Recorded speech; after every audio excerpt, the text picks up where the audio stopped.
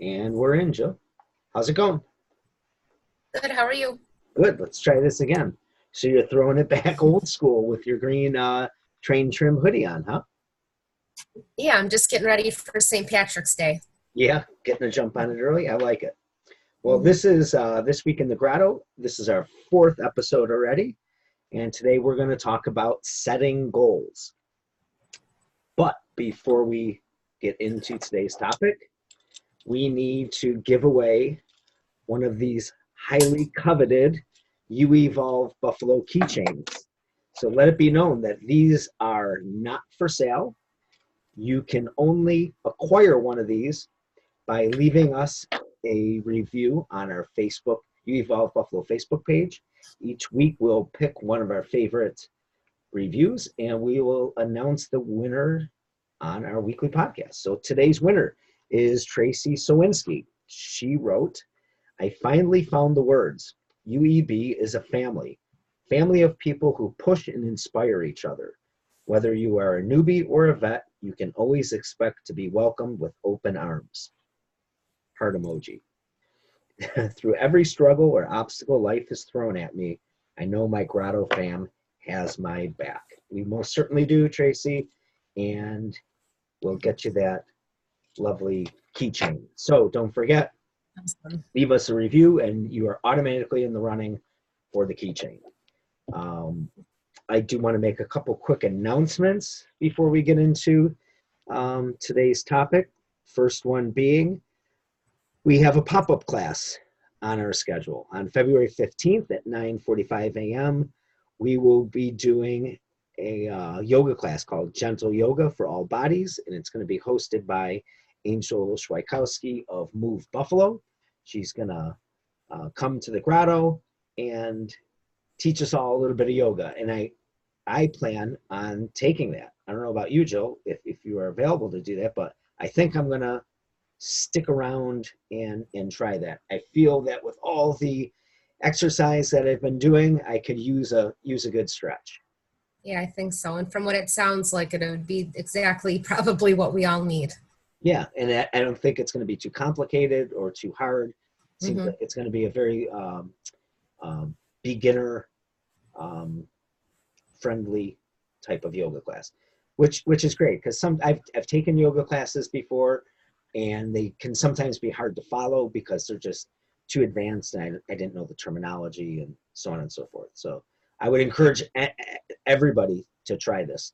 You can register for this through the Mind Body app, through You Evolve Buffalo. You can use any of your class passes to take this yoga class. If you have the unlimited option or the unlimited option for the lean program, you can register for this class, or you can reach out to Angel directly and register through her as well, through Move Buffalo. On the schedule in February, we will be having a new instructor joining us, Allie Hartman of Emerald Fitness. On Tuesdays, she's going to be running a early morning class, a 5:30 a.m. class called Sweatshop Express. It's going to be 30 minutes with an optional additional 15 minutes, similar to the Friday morning class that Jill's running now. It's similar to our rush hour class. You can get in, get out in the morning before you have to go to work. If you do have the luxury of a little extra time, there's a 15-minute bonus. You can take advantage of that as well, although it's not required. She will be coming back on Tuesday nights and running the full sweatshop class in its entirety from 6:15 p.m. to 7 p.m. Check out her business page, Emerald Fitness. You can also inquire with her about personal training or any other services that she offers. But we're very happy to have her joining the UEB team. I think she's going to be a great addition. Um, she's helped both of us with some of our classes this month, putting them together, getting to meet people, and I really like how she structures things, her choice of exercises, and her knowledge of putting classes together. So I think Yeah. she's going to have a great class that with Sweatshop. So give it You a, can give it a definitely tell that they're very well thought out classes. yeah, by all means, give it a try. I think you will like it. She will be working with me this Sunday one more time with Buddy Boot Camp, so you'll get one more exposure to her before she launches on her own in February. Also, on Monday and Wednesday nights, we go live on Facebook on our You Evolve Buffalo Facebook page. Monday, Jill goes live. Wednesday night, 7 p.m. I go live. When do you do it? 8 o'clock, Jill? 8 o'clock live? Or do you, 8 o'clock, yeah. yeah, 8 o'clock.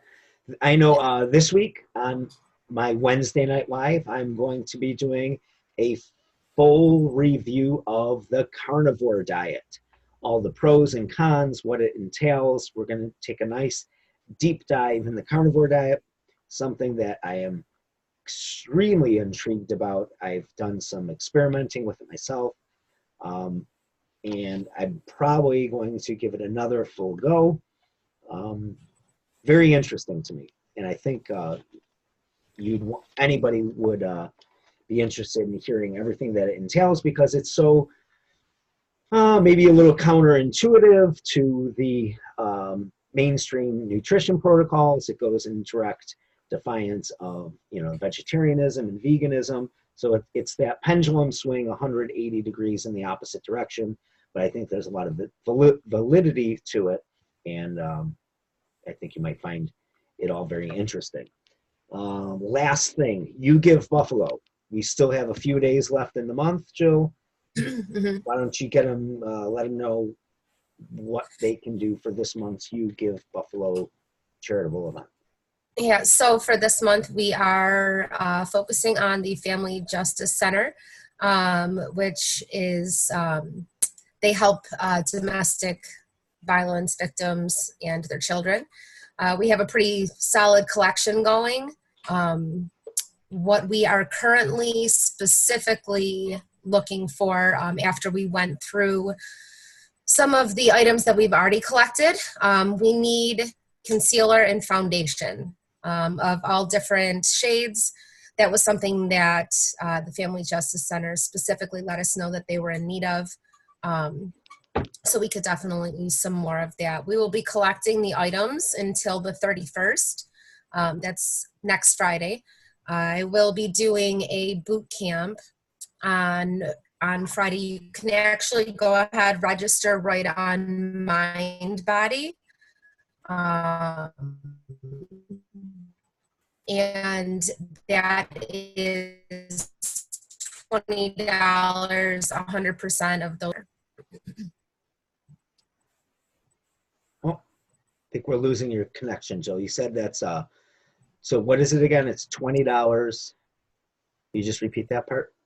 Yeah, it's $20, and all of everything that we collect during that boot camp, and all of the proceeds that are collected will be going right directly towards the Family Justice Center. Awesome. Fantastic. So let's jump right into our topic of the week, which is going to be setting goals. And I figured we would start with probably one of the most common goals that people like to set, especially when working with us in our business, and that's weight loss.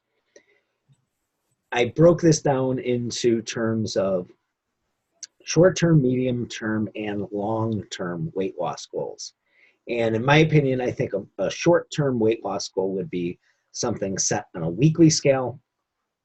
A medium-term goal would be something for a specific maybe event or occasion that you have coming up. So maybe it's you're getting married, you have a wedding, you have a vacation, something of that nature coming up in the short term within the next few months that you would like to lose a few pounds for. And then I think it's not a bad idea to have a long-term goal of 1 year out or more. Either way, in any of these cases, I think it's important to set fairly conservative goals rather than, I want to lose 4 pounds a week and I want to do that every week for the next 10 weeks, lose 40 pounds in 10 weeks. To me, that's not, that's too aggressive. I'm not saying impossible, but I'm saying it would be very unlikely and possibly even unhealthy. There's Yeah. a high probability. I would almost say it's guaranteed that the weight that you do lose is not going to be all derived from body fat. You will be losing weight from muscle, bone, connective tissue, which is all stuff that we want to try to avoid losing during weight loss. So I like personally a conservative weekly goal, so conservative that I would say that any loss is a good loss and keep moving forward, even if it's less than a half a pound. You know, anything is good, because a couple things. One is, just because, say, you set a weekly weigh-in on, say, Friday morning, you very well could have weighed less on Thursday. You may weigh less on Saturday. Just because it didn't show up on the scale on Friday morning does not mean that you necessarily didn't do as well as you thought. You know, your body doesn't know that you're setting yourself on a 7-week calendar, 7-day a week calendar, and that's your only measuring stick. So you need to take a little more macro look as far as what you are doing over the course of weeks and seeing what that weight loss averages out to. So now you're 4 weeks in and you're not averaging any loss, well, then you know it's it's safe to say you need to change your approach to your diet. But anything, a pound, I think is fantastic. I would sign up for that. You know, if somebody told me you can, lose 8 pounds in 8 weeks, sign me up for that every chance, every time, rather than saying, what would you rather do? Guaranteed, if you follow these simple protocols, you lose 8 pounds in 8 weeks. Or if we get a little more aggressive, there's a possibility that there's a 75% chance that you can lose 10 pounds in 8 weeks. Or we can get a little more aggressive and there's a 50% chance that you can lose maybe 15 pounds in 8 weeks. I wouldn't take that chance of wasting my time with only a 50% chance of success, and that the protocols that you're going to use are so aggressive that you might just fail completely because you're not able to either stick to the plan or maintain it over that period of time. So I would rather go for the conservative opportunity of trying to just chip away. You didn't gain a pound, more than likely, you weren't gaining a pound a week the entire time. So Or losing it even, at that rate is going to be a massive win.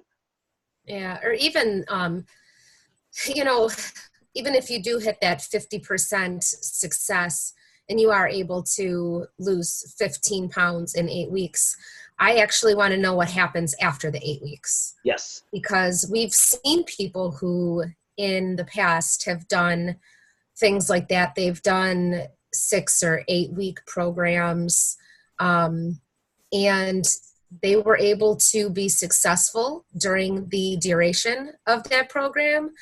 But then the program ends. You know, maybe it's a program where that if they lose X amount, then they get their money back, or they win something, or whatever the case is, or just the simple fact of a period of time. We've seen it be gained back and then some, because they never really actually had the opportunity to learn sustainable lifestyle habits. They were told specifically, you cannot eat X, Y, and Z. I mean, the one program that we know of, they actually know that they have these. I'm not going to even call them clients. I don't think I'm going to call them customers. They have them on such a, I would almost question the, if I would consider it to be dangerous, the amount of calorie intake that they have them going in. They actually tell them not to exercise, that they're not supposed to exercise, because they know that there's not enough energy going in for them to be able to perform or recover. or recover Well, or perform without getting injured. So, I mean, it's what happens then after that. So even if you're able to hit whatever that marker is, then where do we go from there? in full disclosure, in talking in those same terms, this was a concern of mine, which I just brought up with you this morning with our own program of where we got away from the weight loss. We've tried to incentivize people through participation, Mm-hmm. and I don't want, and we put out, we give out a $50 gift card. We reward. Um, it's done randomly but we, through the groups that we train, but we try to incentivize participation in the groups that perform the most, are eligible for a $50 gift card. And my only concern with that is that people are going to overdo it because they're chasing the carrot, the carrot and the stick over something that they may not even win. And we do preach, and rightfully so, the concept of recovery. And this isn't like it's a major problem or anything, Right. but I've definitely seen some people, in my opinion, that I think are maybe overdoing it, almost chasing it too much like a game, and I think that just has to be cautioned against.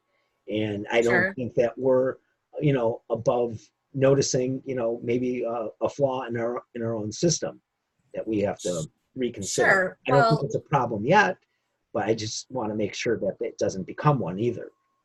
right. Well, and I've had to have conversations in the past with other clients too, just generally speaking, not even necessarily here, but in having a conversation of you're doing too much, you're overtraining, there's no reason to be doing 4 to 5 hours of exercise. I mean, especially for general fitness. We're taking professional athletes, Olympians, that's off the table. That's not who we're dealing with. We're dealing with general fitness. These people are just trying to live a healthy lifestyle. Sure. So to be exercising intensely for 4 to 5 hours a day, and for like 6 days a week where there's absolutely no opportunity for recovery. Or seven. Or seven. Or 7, yeah. Um, and I've tried to warn them of the dangers of, being exercising while you're fatigued, the risk of injury. I've tried to explain that, really when you're actually building muscle is when you're resting. And I've tried to have all of these conversations. And I've had to have them before to explain that you eventually are going to hit a point of diminishing returns, or you're going to straight up get hurt. Yep. I agree. And it's just not worth it because you're not doing yourself any good at that point.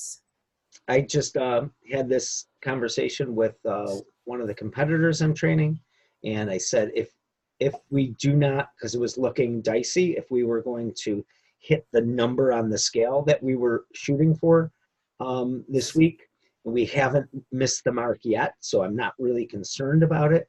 I know it's just there's so much fluctuation, but I said whatever happens, do not force it. If you get up and the number's not there, I don't want you to start increasing your cardio. I don't want you to try to get an extra workout in, and I certainly don't want you cutting your food. Right. That's going to be your natural reaction. Do not do that.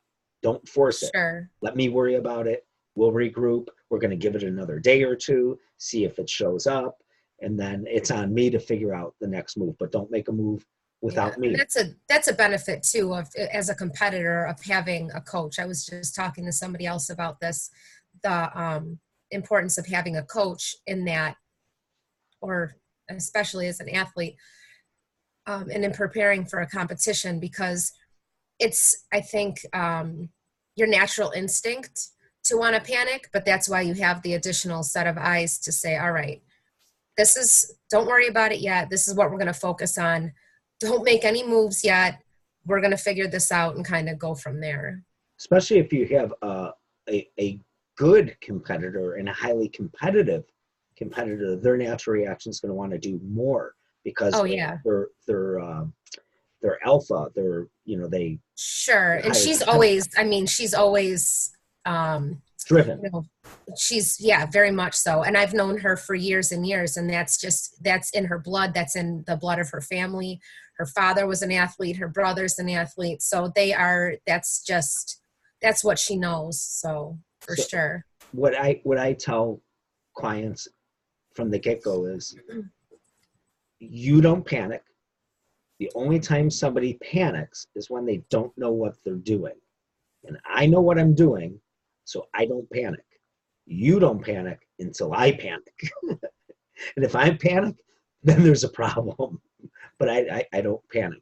I might panic for myself, but not when handling other people. I think that's what I do best. So chill out. Sure. Yeah, and especially somebody too who's so compliant, and you can tell where the compliancy is, and when you don't necessarily have it with somebody. Oh yeah, that's what I mean. I know it's not a matter of compliance. That's why I'm not worried. Sure. Yeah. So when setting a goal, so even if it is just a general weight loss goal, I think it's important to, as with any goal, you need hard numbers. You need data to go by and not just wing it and say, I want to lose. You want to make sure that you have a time frame. So if it is a week, that you say, okay, I want to be losing weight on a weekly basis. Now, again, that doesn't mean that it's got to be 3 pounds a week. It's got to be 4 pounds a week. But I like the idea of having a time frame. Are we looking to be averaging on a weekly basis? Do we have a goal? Because otherwise, if we don't, and we're willy-nilly about it, then we naturally have a tendency to procrastinate on it, or give ourselves too much leeway and wiggle room to not follow through on it. So I don't think you need an excessive goal, but I think you definitely need, at minimum, a goal of a time frame. Does that make sense, Jill? Sure. Sure, or you disagree, or No. not clear on that? No, I think I get what you're saying. Where you wanted that there has to be some kind of movement. There has to be a time frame set. You can't just. Sure, because especially well, obviously, if you have an end date that you have that you're shooting for. Let's say you were going on vacation in 2 months and you had 8 weeks to work with, and the weeks are going by and you're not moving towards your goal at all. You're at just say a complete standstill. I think one of the biggest problems with all goals is time. That oftentimes people do not give themselves enough time, and when there's not enough time, then you start resorting to extreme and radical methods to get there, which becomes a problem. So you need a time frame, and you need to manage that time frame with any goal. I don't care if it's a financial goal. I don't care if it's a weight loss goal. You have to have a realistic time frame, and without that, you're really putting yourself behind the 8 ball. That's what I mean by having a tangible markers along the way.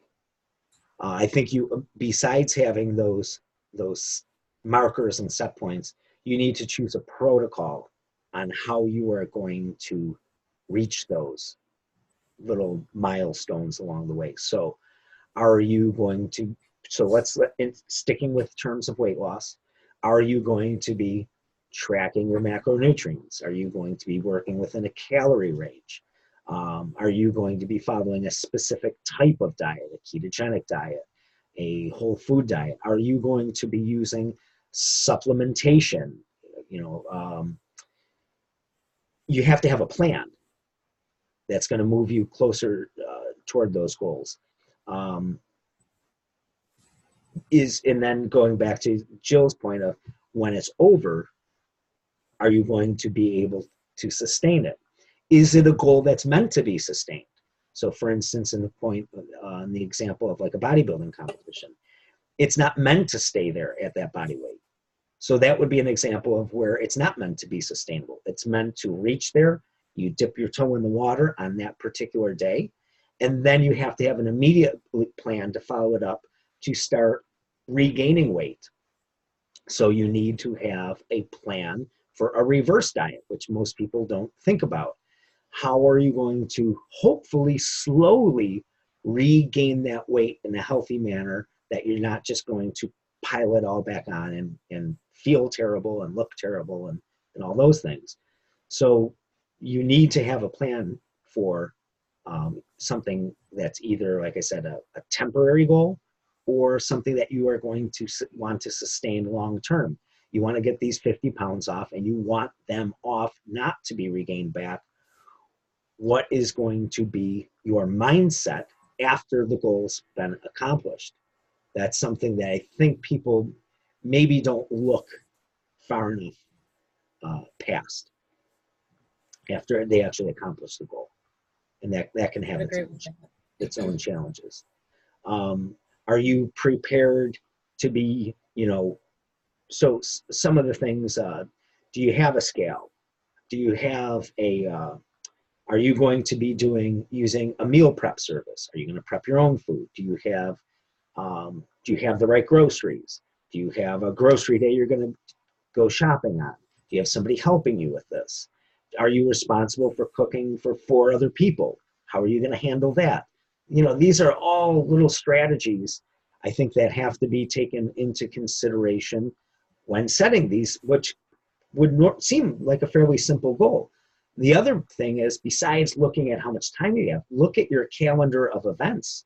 What do you have coming up? What do you have coming up on the weekends? Do you have parties? Do you have things that are going to be maybe little hurdles or obstacles in the way of these goals? And how are you going to manage them? What's your plan? All things you have to think about if you want to give yourself the greatest chance of success. Sure. And I also think, with all of that, I think you also have to be prepared to be a little bit uncomfortable. And I was talking about this with my girls this morning in my group. If you are trying to make a change, making any kind of change is uncomfortable at first. You're stepping outside of where your comfort level is, and it's going to be something that's different and maybe something that you're not necessarily used to doing, but that's kind of the whole point, because whatever you've been doing isn't working for you. Yeah. And that's why you are doing whatever you're doing in hopes of weight loss. And whether it is, like you said, following macronutrients or, some kind of elimination where something is removed from the diet, something has to change because, what's been happening isn't working. Nothing changes unless something changes. Right. And then you can't stop doing it and then say it didn't work. We've had this conversation plenty of times too, because how many times have we seen or heard people say, well, this worked, but then when I stopped doing it, then I gained all the weight back. Well, the thing there, there could be, the obvious reason is that they stopped doing it. Right. But depending on what it is, maybe what they were trying might not have been sustainable for their lifestyle, right? For their lifestyle. And also, it's possible that the lifestyle just might need to change too. Not saying that the protocol was necessarily wrong. It's definitely a case-by-case basis. Mm-hmm. But if everything that you're trying keeps failing because it's infringing on your lifestyle, whatever that may be, maybe it's time to change the lifestyle. Only you would know. Yeah. Hopefully. Let's change gears a little bit, get away from the weight loss goals, and let's talk about gaining strength goals, because that definitely interests a pretty big demographic of people that we work with. And I think the biggest mistake when addressing gaining strength or being able to perform something athletic that requires strength is people not recognizing their weakness. Rather than addressing the weakness, they just keep going full steam ahead with what they're doing, thinking that they just need to do more of it, of what they're currently doing, and that's going to get them stronger. When in fact, it could be something maybe not directly related that is holding them back. It could Sure. be a lagging muscle group that might not seem like a primary mover that needs to be addressed. But even more than a physical weakness, it usually comes down to technique, in my opinion. Yeah. Technique, if most times, if the technique is corrected, then the people are able to make a progression in strength. So I was just working with, you saw me just yesterday, working with a young lady, working on some deadlifts. Mm-hmm. Um, she's athletic. She plays, she does cheerleading, gymnastics, runs track. Is going to be joining a lacrosse team. So does her share of athletics, but is really enjoying the three big lifts: the squat, the bench, and the deadlift. And so for somebody that's never done those things before, I think the trickiest is actually probably the bench press with the barbell. Yeah. If you've never bench pressed with the barbell, there's a lot of little intricacies that are involved with doing that properly and effectively. Things as simple as where to space your hands the most efficiently on the bar, how to use your leg drive, engaging your back, which most people don't think about, obviously building a bridge, internal abdominal pressure with air. There's all these little technique fixes, the angle of your wrist, a whole bunch of stuff that once corrected, and hopefully if you can correct those things early, then the person doesn't develop bad habits and you have to go back and redo Undo. all those things.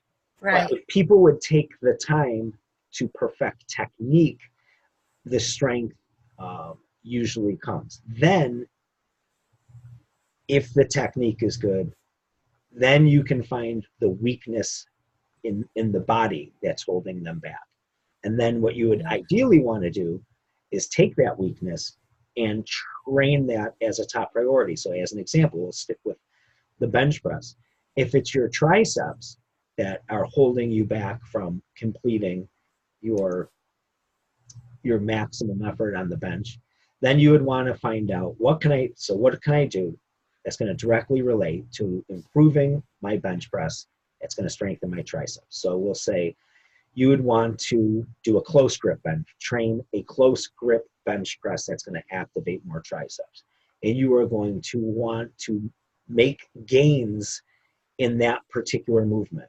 So now all of a sudden your close grip bench is no longer weak and you're making progress there. If you are making progress with your close grip bench, then you will in turn increase your regular competition bench press.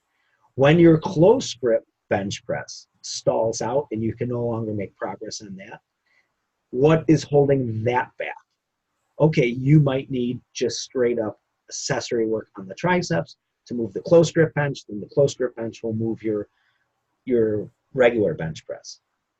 You want to continue doing that until the triceps are no longer the weakness in your movement on the bench press and it becomes something else where it's okay, maybe it's my upper back that I'm not getting enough push off my upper back into the bench. How do I do that? I need to build thickness in my back. So I need to do more bent over rows with the barbell. And now you attack that until that no longer becomes a weakness and something else becomes the weakness. So you would do bend over rows, bend over rows, bend over rows. When that stalls out, you're not making progress on your bend over rows. How do I increase my bend over rows? I need to do more face pull work to build up my rhomboids and rear delts and strengthen that area. When that pushes up your bent over rows, your bench press is going to go up. When your bench press goes up, you need to reevaluate what's the weakness. You fix the triceps, you fix the back. Now it might be the triceps again, or it may be something else. It might be your shoulders, or it might be your chest. But it's this constant continuum of assuming technique's correct. That has to be assumed first. Find the weakness, train the weakness, train the accessory work that's going to bring up the primary exercise. And then when that becomes a strength, something else should rear its head as the weakness, and then do the same thing and attack that. And you constantly rotate through that. I know that might sound a little complicated, but if anybody is knowledgeable enough to be doing those particular movements, you need to figure that out. And that's what we're here for. That's what I think sometimes too, aside from the muscle group having weaknesses, sometimes it's in their mobility that they have issues as well. So if it's, I think actually that almost needs to be addressed at the same time or even before the muscle group, because if you can't properly move and actually, I mean, and maybe that goes right with the technique more so. No, I think you're right. I think you're absolutely right that, and what is becoming more and more common just because of society is becoming a weakness in the back and bad posture. So like rolled shoulders. Obviously, like we're doing right now, we're sitting in front of a computer. Consciously, I try to sit upright in my chair with the shoulders back. When I drive with my seat very high because posture. I try to correct my sleep. There's a lot of things. It's not easy.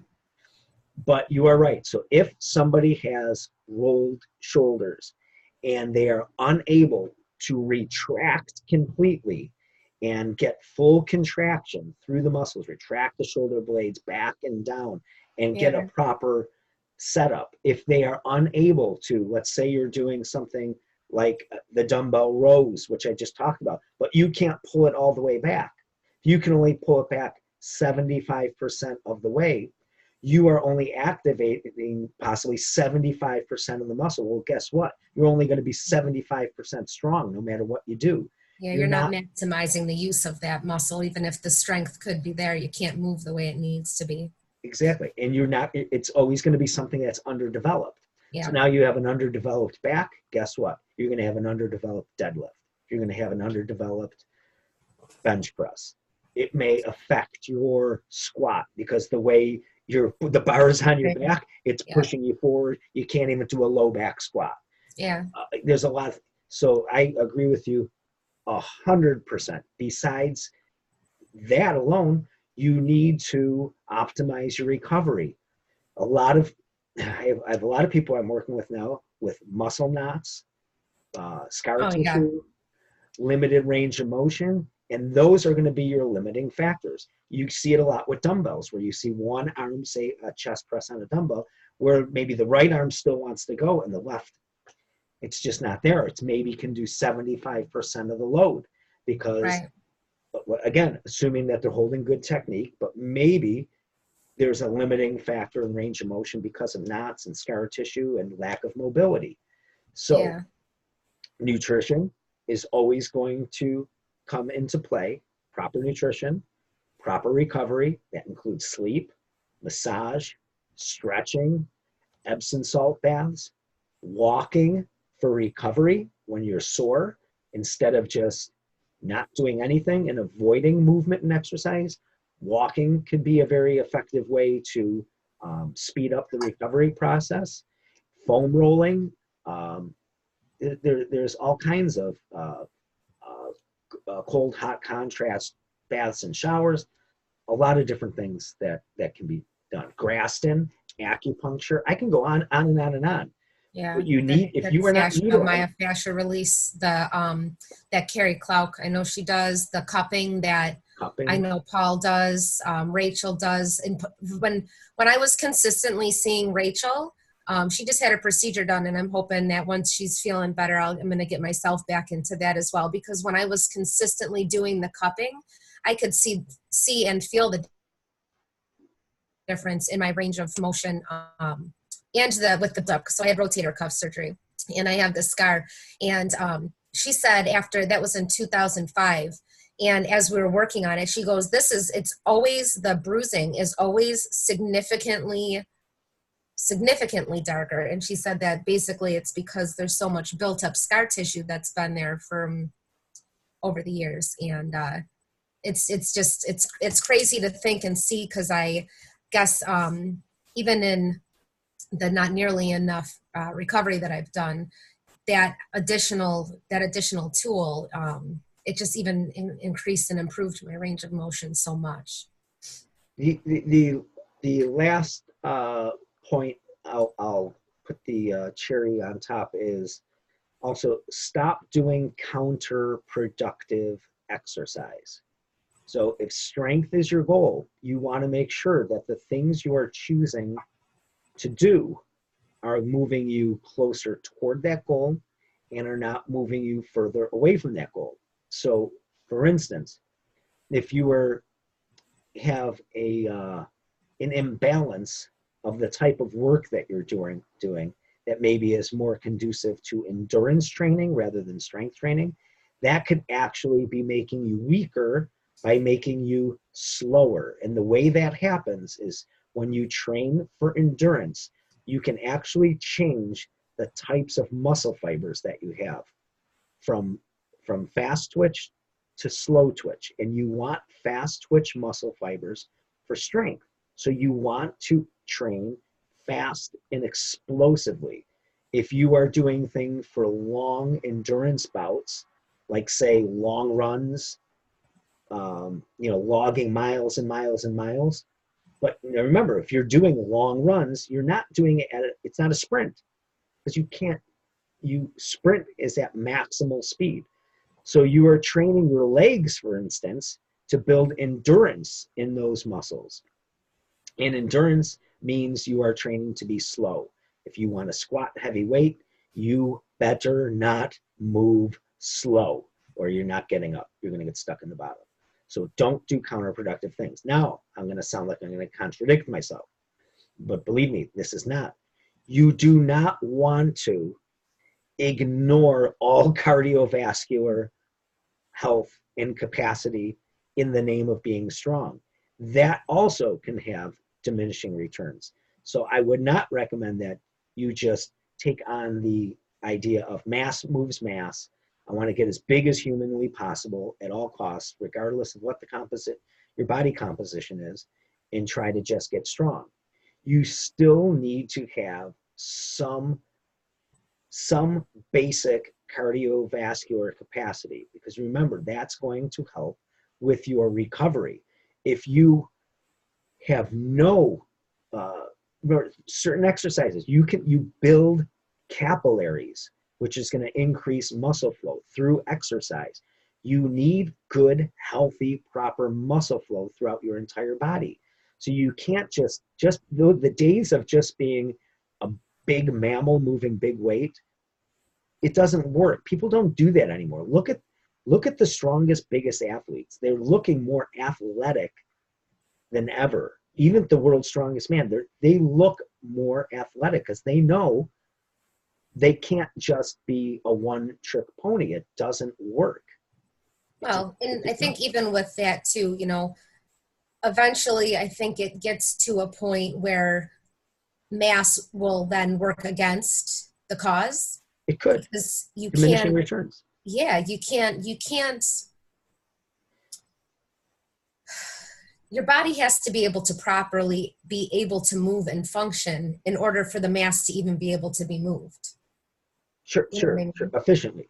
Yeah. And you'll also note that the strongest people, whether it's powerlifting, world's strongest man, any of those types of athletes that are really concerned with strength, they do prowler pushing, they do sled dragging, extremely heavy wheelbarrow walks. But what do they do it for? 40 yards, 50 yards, 100 yards. They do heavy farmer walks, yoke walks. They don't ignore that stuff. Right. That stuff's all a part of their dragging, pulling, tire flips. That's all part of their training, because it does come around full circle, keeping their body strong because they still have a certain amount of base. You need base. You need a certain amount of general physical preparedness, even if absolute strength is your goal. So that's all I got to say about that.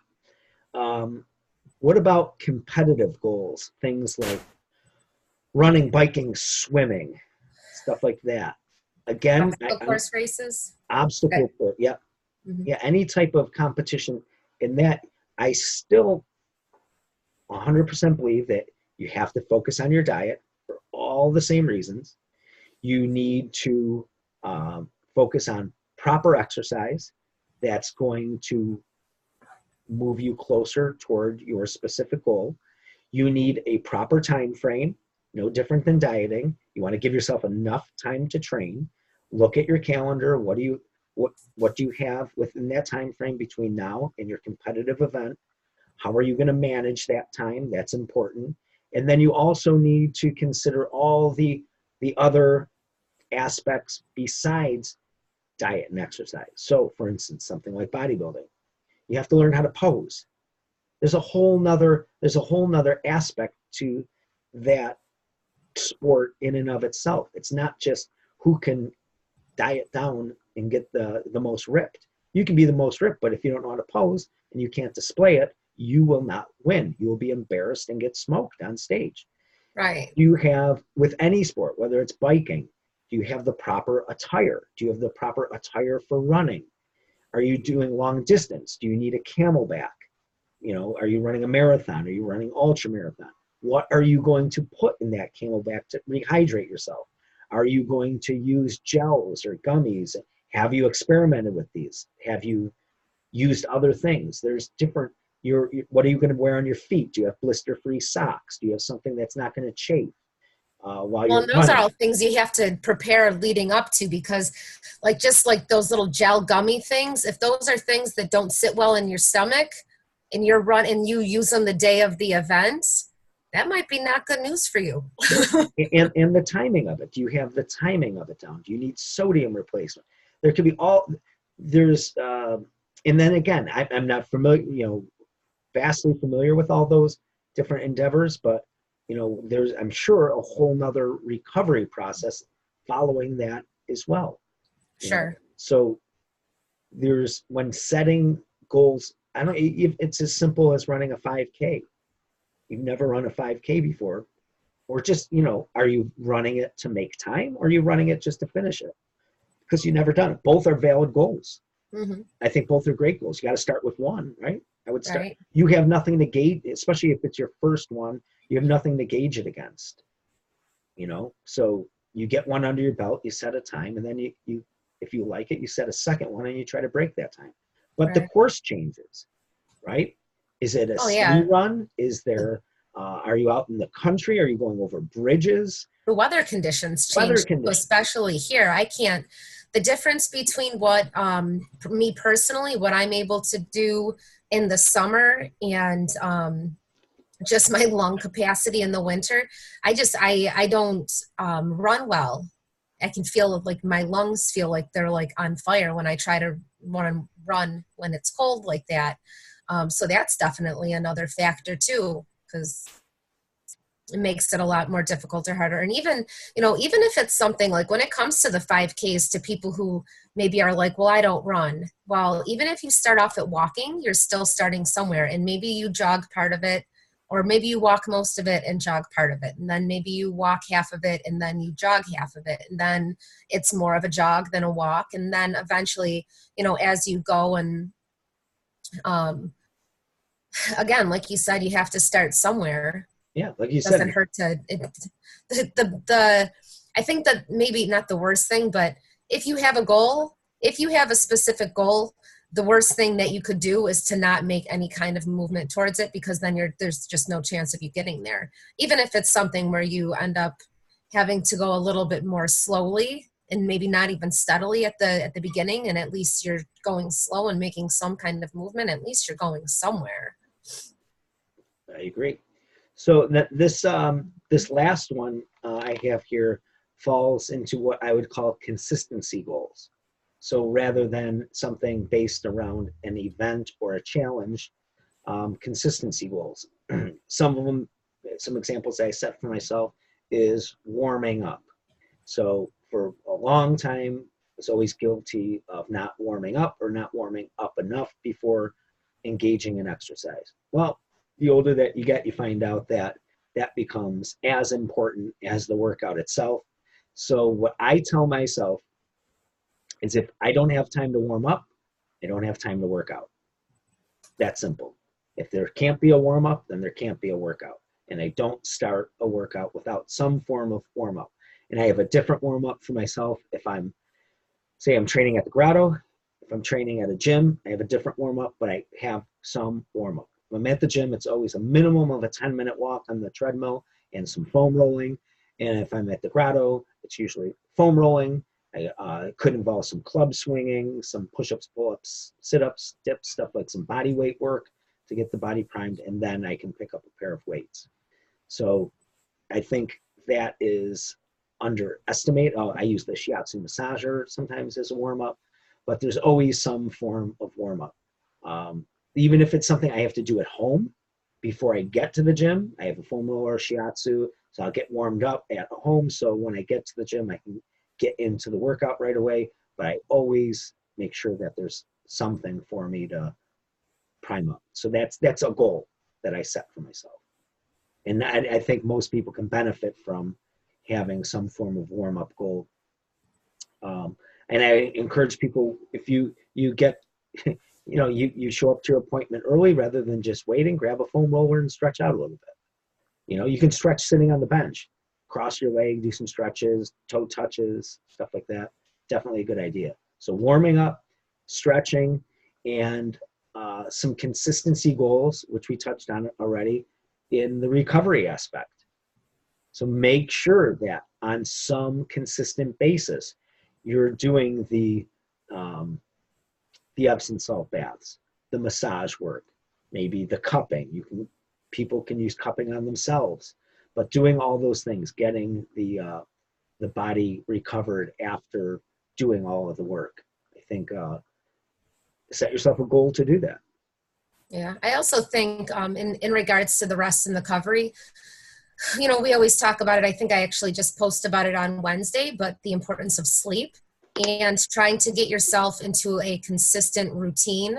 I know you're pretty good about it for the most part, or at least doing what you can with it, Sure. and trying to be in bed. And basically, so if you have to be up at 5 or 5 a.m. So then if you count back the 8 hours, 5, 4, 3, 2, 1, 12, 11, 10, 9, you're in bed by what, 9 o'clock? Yeah, 9. You'd have to be sleeping by 9 o'clock. Sleeping by 9. So, I mean, then even talking about getting into the habit of shutting down your devices an hour before bed, making sure that you're starting to wind down, and then, like you said, being in bed. So I think also maybe even getting, when it comes to the rest and recovery aspect of it, getting into a habit of some good sleep patterns as well. 100%. Food tracking, for those of you that are choose to use that as a protocol, maybe for whether it's to lose weight, to gain strength, for recovery, or whatever you would, if you're using that as a tool to help and aid with your nutrition per whatever your goal is, you have to do it consistently. So you might set your goal that, hey, I need to track consistently this month. And it takes, if I can get 30 days under my belt of tracking, then I can wean myself off of it, because I should have developed pretty good eating habits, hopefully, or at least you should have a general idea of, say, I need to get these certain foods in to reach my protein goals, these foods in to not exceed my carbohydrate or fat goals or calorie goals or whatever it is.